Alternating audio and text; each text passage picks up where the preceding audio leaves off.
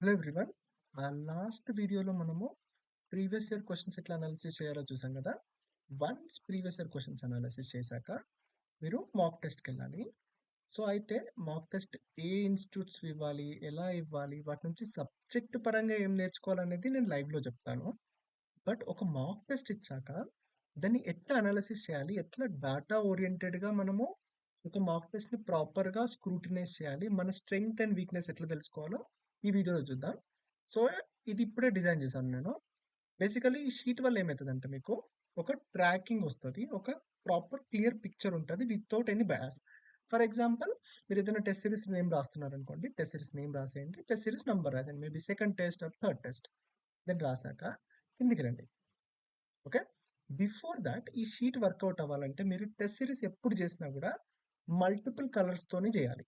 For example, మీరు ఒక టెస్ట్లో ఓఎంఆర్ షీట్ ఫిల్ చేస్తున్నారు. రియల్ ఎగ్జామ్లో అయితే బ్లాక్ కలర్ బాల్ పాయింట్ పెన్తో మాత్రమే బబుల్ చేయాలి. బ్లాక్ కలర్ బాల్ పాయింట్ పెన్తో మాత్రమే బబుల్ చేయాలి. బట్ మీరు మాక్ టెస్ట్ ఎప్పుడైతే రాస్తారో మీ ప్రాక్టీస్ కోసం ఏం చేయండి అంటే బ్లూ పెన్ తీసుకోండి. ఏవేవైతే షూర్ షార్ట్ క్వశ్చన్స్ ఉంటాయో, మీరు ఒక క్వశ్చన్ అటెంప్ట్ చేస్తున్నారు మీకు పక్కా తెలుసు, దాన్ని బబ్లింగ్ బ్లూ పెన్తో చేయండి. ఓకే, తర్వాత ఇంకేదైనా పెన్ తీసుకోండి, రెడ్ కలర్ పెన్ తీసుకోండి. ఈ రెడ్ కలర్ పెన్ దేనికి పెట్టాలంటే టూ ఆప్షన్స్ ఎలిమినేట్ చేశారు, లేకపోతే టూ ఆప్షన్ ఎలిమినేట్ చేసేదానికి రెడ్ కలర్ పెన్ పెట్టండి. మేబీ పెన్సిల్ తీసుకోండి. పెన్సిల్ తీసుకొని వన్ ఆప్షన్ ఏదైతే ఎలిమినేట్ చేశారో దాన్ని పెన్సిల్తో బబుల్ చేయండి. తర్వాత ఇంకేదైనా colour pen, any colour pen, లేకపోతే మీరు ఎనీ సింబల్ కూడా యూజ్ చేయొచ్చు. ఒకవేళ పెన్స్ లేకపోతే ఫర్ ఎగ్జాంపుల్ నేను గ్రీన్ తీసుకుంటున్నాను. తీసుకొని ఏవేవైతే మీకు బ్లైండ్ క్వశ్చన్స్ లేకపోతే గట్ ఫీలింగ్తో పెడతారు కదా, వాటిని ఆ కలర్ పెన్తో బబుల్ చేయండి. ఇట్లా బబుల్ చేయడం వల్ల ఏమవుతుందంటే మనం ఒక క్వశ్చన్ని ఎంత కాన్ఫిడెన్స్తో పెట్టినామో తెలుస్తుంది. దాన్ని బట్టి అనాలిసిస్ ఈజీ అవుతుంది. ఓకే, వన్స్ అది అయ్యాక టెస్ట్ సిరీస్ అటెంప్ట్ చేశారు, అయ్యాక ఒకసారి కూర్చోండి. కూర్చున్న తర్వాత టోటల్ క్వశ్చన్స్ కౌంట్ చేయండి. టోటల్ ఎన్ని మార్క్స్? 200 మార్క్స్. టోటల్ ఎన్ని క్వశ్చన్స్ ఉంటాయి? 100 క్వశ్చన్స్ ఉంటాయి. సో 100లో మీరు ఎన్ని అటెంప్ట్ చేశారు? ఫర్ ఎగ్జాంపుల్ 90 అటెంప్ట్ చేశారు. 90లో ఎన్ని రైట్ అయ్యాయి? మోస్ట్లీ ఎంత అయితే, ఒక్కోసారి బిగినర్స్కి అయితే 30 రైట్ అవుతాయి. 30 రైట్ అయితే ఎన్ని రాంగ్ అవుతాయి? 60 రాంగ్ అవుతాయి. 60 రాంగ్ అయితే కదా మార్క్స్ కౌంట్ చేయండి. ఏవేవైతే రైట్ ఉన్నాయో వాటికి ఇంటూ 2 మార్క్స్ 60. ఏవేవైతే రాంగ్ ఉన్నాయో దానికి 2/30. 60 ఇంటూ 2/3. Sorry, 3 1 20, 4 40 minus. సో 6 నుంచి 40 పోతే ఎంత? 20 మార్క్స్ స్కోర్ చేశారు. యూజువల్గా ఇక్కడ కౌంట్ చేస్తారు, బట్ మనము డెప్త్లోకి వెళ్దాం. బట్ ఒక స్టార్టింగ్ పాయింట్ ఇది. ఇప్పుడు ఏంటి, అక్యురసీ కౌంట్ చేసుకోండి. Total accuracy. టోటల్ అక్యురసీ ఎంత అంటే టోటల్ మీరు ఎన్ని రైట్ చేశారు? 30. ఎన్ని అటెంప్ట్ చేశారు? 90. 30/90 ఇంటూ 100. స్ట్రైక్ రేట్ ఎంత? క్యాల్కులేట్ చేసుకోండి. ఇఫ్ మీ స్ట్రైక్ రేట్ గుడ్ ఉందనుకోండి, then you are doing really good. దీంట్లో స్ట్రైక్ రేట్ ఎంత క్యాల్కులేట్ చేయండి. 0 0 పోతే 3 1 3 3 33.3% strike rate. So it's less than 60%, which is not good. ఇది మనం తర్వాత ఫర్దర్ స్టేజ్లో డిస్కస్ చేద్దాం. But you put the data in to the sheet. ఇది అయిపోయింది. నెక్స్ట్లోకి మీరు ఏం చేయాలంటే ఎలిమినేషన్ అనాలిసిస్ చూసుకోవాలి. ఇదేమో టోటల్ కదా. ఇప్పటి నుంచి మనం డీపర్ అనాలిసిస్లోకి వెళ్తున్నాం. టోటల్ క్వశ్చన్స్లో మీరు షూర్ షాట్ అంటే బ్లూ పెన్ తోటి ఎన్ని పెట్టిర్రు, అండ్ అందులో ఎన్ని రైట్ అయినాయి, అందులో ఎన్ని రాంగ్ అయినాయి, ఇప్పుడు అక్యురసీ ఎంత? ఈ షూర్ షాట్లో మీ అక్యురసీ ఎంత? ఎప్పుడైనా సరే షూర్ షాట్లో మీ అక్యురసీ మోర్ దెన్ 85% ఉండాలి. ఎందుకంటే ఇది మీరు పక్కా అనుకుని పెట్టారు కదా, ఇక్కడ తప్పు పోవద్దు. తర్వాత టూ ఎలిమినేటెడ్ని మనం రెడ్ పెన్ అనుకున్నాం కదా. రెడ్ పెన్తో ఎన్ని పెట్టినా చూడండి. టోటల్గా రెడ్ పెన్తో ఎన్ని పెట్టారు, ఆ రెడ్ పెన్లో ఎన్ని రైట్ అయినాయి, ఆ రెడ్ పెన్ ఎన్ని రాంగ్ అయినాయి, ఈ అక్యురసీ ఎంతో చూడండి. సో 2 ఆప్షన్స్ ఎలిమినేట్ చేస్తే అక్యురసీ ఎంత ఉండాలి? 50% ఉండాలి. బట్ మనం కాస్త కామన్ సెన్స్ కూడా వాడతాం కాబట్టి ఒక 55 to 60% అక్యురసీకి ఇక్కడ ఏం చేయాలి? ఇంత అక్యురసీ ఉందనుకోండి very good.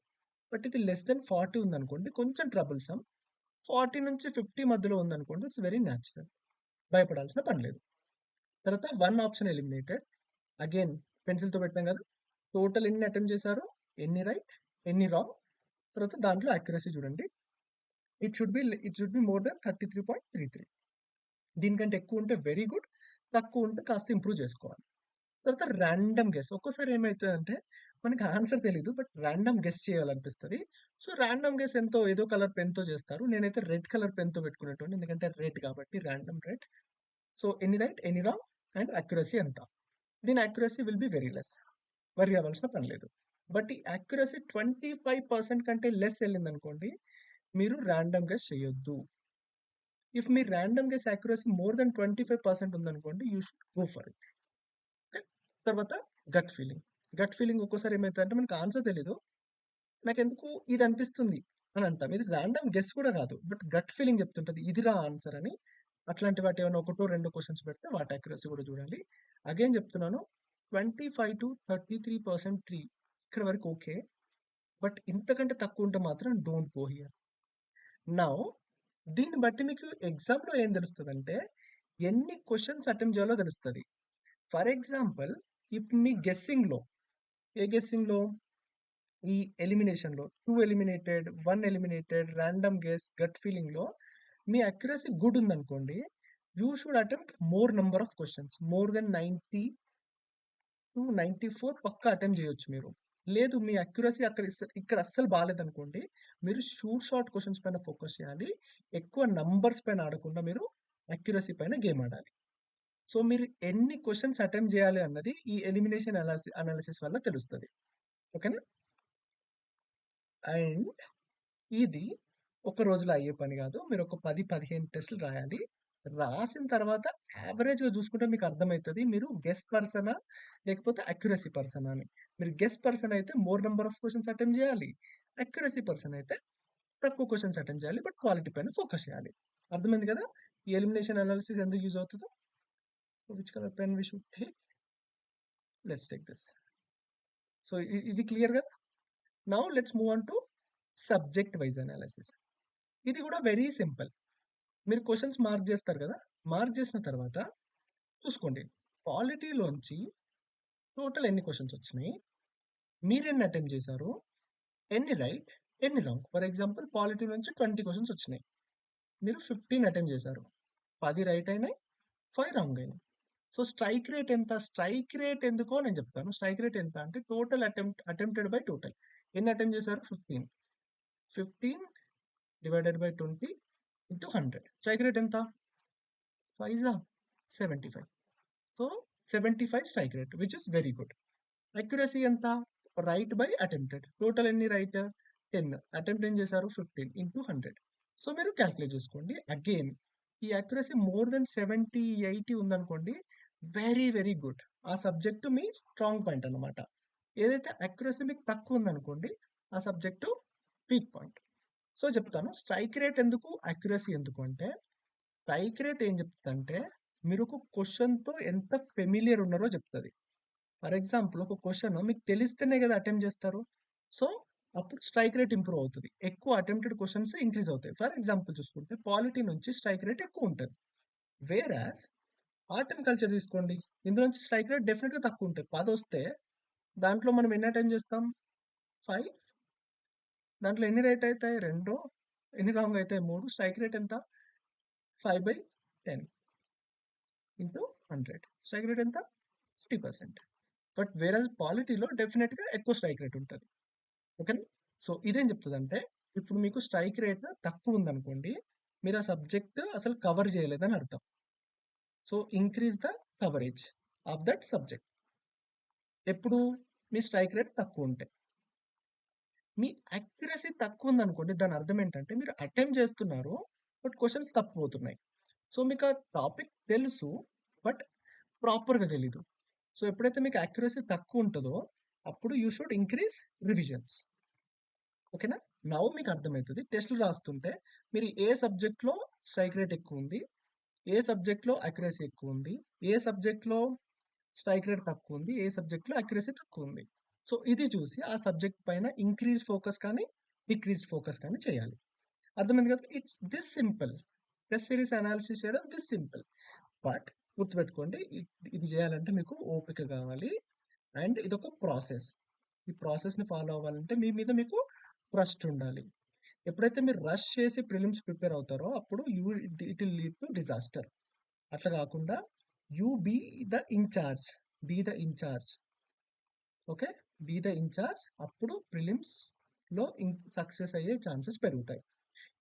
This sheet, if మీరు 20 టెస్ట్ల కనుక ఇట్లా చేశారనుకోండి, 20 టెస్ట్, మీకు క్లియర్గా తెలిసిపోతుంది ఎన్ని అటెంప్ట్ చేయాలి, మీరు ఎట్లాంటి పర్సన్, తర్వాత మీరు ఏ సబ్జెక్ట్లో ఇంప్రూవ్ అవ్వాలి, ఏ సబ్జెక్ట్లో ఎక్కువ కవరేజ్ చేయాలి, ఏ సబ్జెక్ట్లో ఎక్కువ యాక్యురసీ ఇంప్రూవ్ చేసుకోవాలి. You know it.